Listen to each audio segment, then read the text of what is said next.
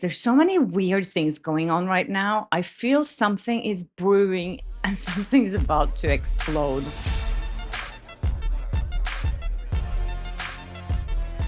Hi and welcome to Blossom Talk. I'm Shashti Flo, and here on my channel I talk about my good and bad experiences in Hollywood working as an entertainment reporter, and as you know, a lot about Justin Baldoni and Blake Lively's legal feud. As you know, I'm in Spain and it's so hot here, so I put on the AC earlier to cool down the room, and it wasn't enough, so I had to have a fan on as well. So if my hair is blowing, it is blowing because there's a fan here. Anyways, I hope that's not too distracting. First of all, I wanted to thank everyone who stopped by my podcast. I posted episode 4 on Friday, and I'm so excited to see people are engaged with it. It's really fun for me to be able to have a little longer segments and talk about other things too. Although I do love to talk about this, there are other things happening in the world, and also there are things that I find interesting in Hollywood. So yeah, I'm super grateful to have a new kind of thing going on, and you guys have been so supportive and sent me so many sweet emails and messages and comments. Sometimes you almost make me cry because you're saying so many beautiful things, and I'm like, wow, there are so many nice people out there. It's a great reminder when we're living in the world we live in today, where there's so much evil out there. It's so nice to be a part of a community like this who lift each other up and who are so nice to each other. Anyways, there's so many weird things going on right now. I feel something is brewing and something's about to explode.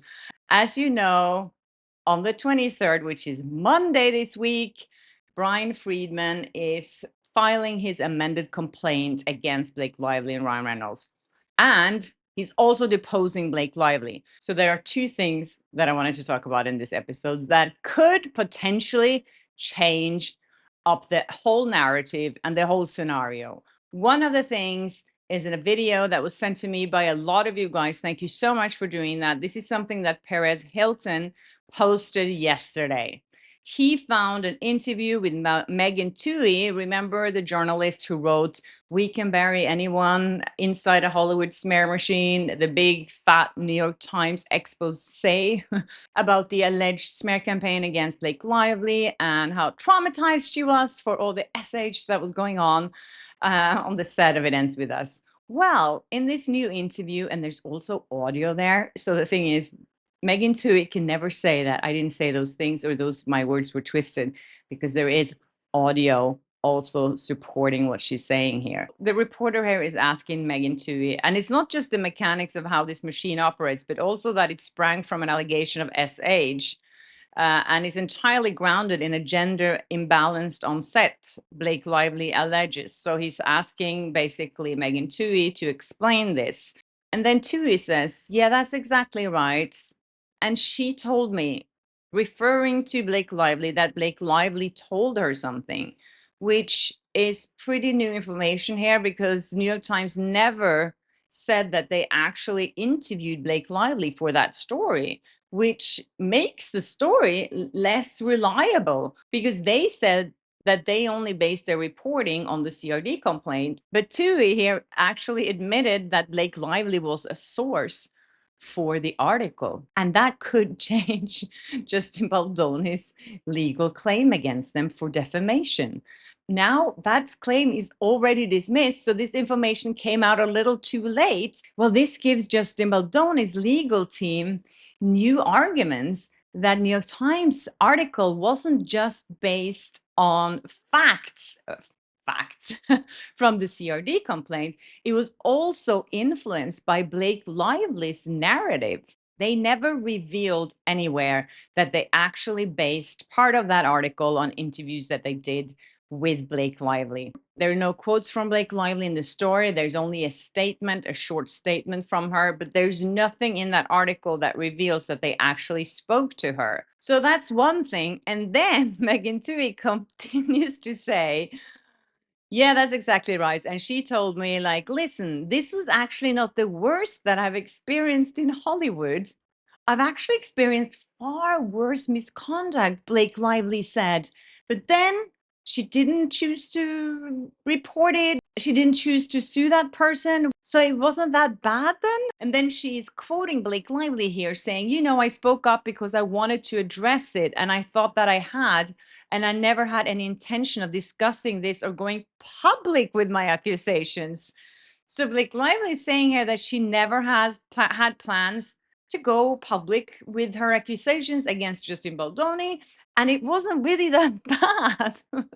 I mean, this looks so terrible for both Megan Twohey and Blake Lively. Like, listen, this was actually not the worst that I have experienced in Hollywood. I've actually experienced far worse misconduct. And then she continues to say, and so to watch what happened next and to experience what she now is alleging was the complete campaign of retaliation felt in many ways much more sinister than the underlying misconduct.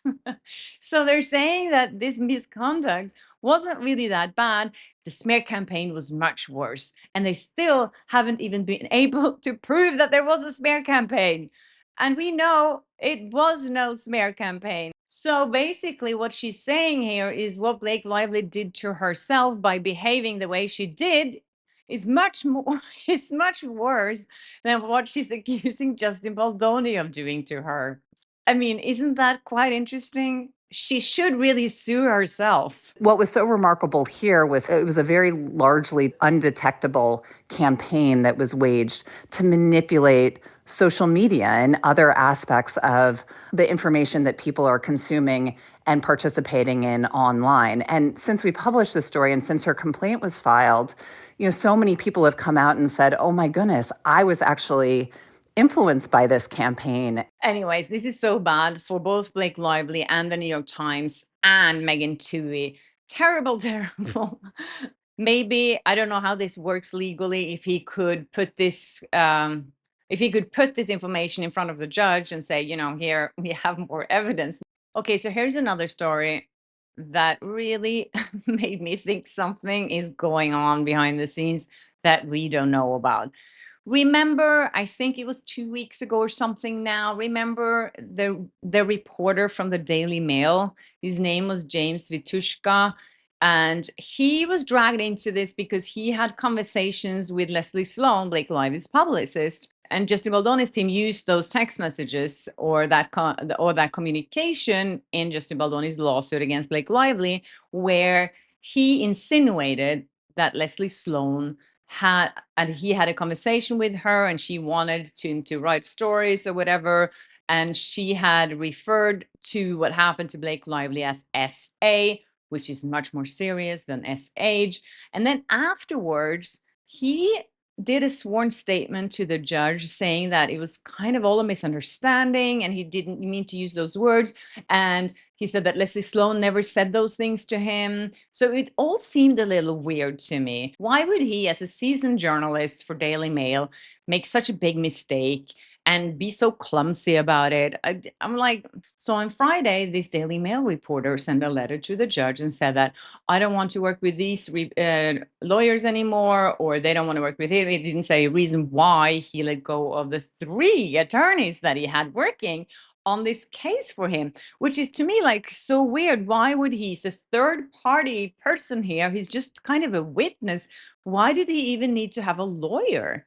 So he had 3, and I told the judge, yeah, I want to swap out these lawyers. I have a new lawyer now, which is what makes it even more interesting because his new lawyer is from Mark Garrigus' company. So Mark Garrigus is Brian Friedman's BFF. They're working on together on the case right now, actually, with the Menendez brothers. The 2 guys, the brothers that are in jail because they killed their parents back in the 80s or 90s. So they've even said, out in public that they're really good friends. And this woman that works for him, her name is Tina Glandian. She's a very seasoned lawyer, and she has represented people like Kesha, R&B star Chris Brown, Mike Tyson, Justice Smollett, Andrew and Tristan Tate, and Hunter Biden. All of these people, except Kesha, but all of these other people on this list, I'm like, wow, why does this Daily Mail reporter need a criminal attorney all of a sudden? Why does he need an attorney to begin with. He's already kind of out of this case now because he wrote that sworn statement to the judge. So why does he need to lawyer up with this like mega star lawyers? And why did he hire someone so close to Brian Friedman? Something's going on here. Either I think what he told in that sworn statement isn't really what happened. I don't know. Or there's something else going on here and he played a bigger part in this. I think he is definitely playing on Team Baldoni here because otherwise it would be weird for him to choose a lawyer that's best friend with Brian Friedman. Hopefully we're going to learn more about this next week or on Monday when we see the amended complaint, because I think that's why he's lawyered up now, because that amended complaint is coming out. And there's something in that amended complaint that, oh my God, I can't wait to read it. Anyways, I wanted to end this video with this funny sketch that I saw. So many people sent me this and it's really funny. So Howie Mandel has a YouTube show, a podcast, and he had two actors on. He had Jerry O'Connell and Ali Makovsky on his show. And they were talking about Blake Lively and Justin Baldoni's legal drama. They were playing along with the idea of making an audition for Blake Lively's biopic. Obviously, at this point, no one believes her, so they're just making jokes about it. And Ali Makovsky wanted to go first, so she said this. And this is me Okay. auditioning for the part of Blake Lively in the biopic. And action. And how's your little bump? Oh wow, that was it. That was what that was the controversy that started it all. Yes. Yeah, I feel like my bump comment is gonna live on forever. So that was really funny. Thanks for the shout out for the bump. Anyways, then Jerry O'Connell made this really good impression of Justin Baldoni pretending to call Blake Lively at 2 a.m. in the morning. Hey, I know it's late. I'm just leaving you a voicemail. I went through some of your rewrites, and I respect you, but I don't think we're gonna do those fucking rewrites. We're gonna stick to the original script. And if you have a problem with that, I'll see you in court. Yeah, I think they definitely nailed it. And again, an example of that no one believes Blake Lively anymore. And I think, as I said before, I'm so curious what will happen in the media when there's no way out anymore and everyone saw that what she was up to and that she has been lying this entire time. And especially now that we know that those allegations weren't that serious. She didn't see it as that serious. She experienced much worse things. And as I said, and as I showed you in a video before where Salma Hayek, her friend or BFF now maybe, said on a stage on a women's luncheon or something like that, she said that I saw her take on one of the biggest bullies in this industry that everybody feared.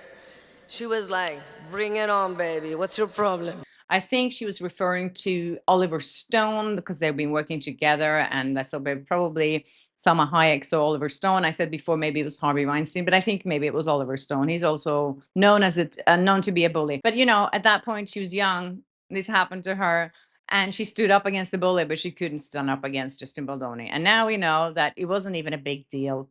I mean, this is crazy. Stay tuned. This week is going to be crazy.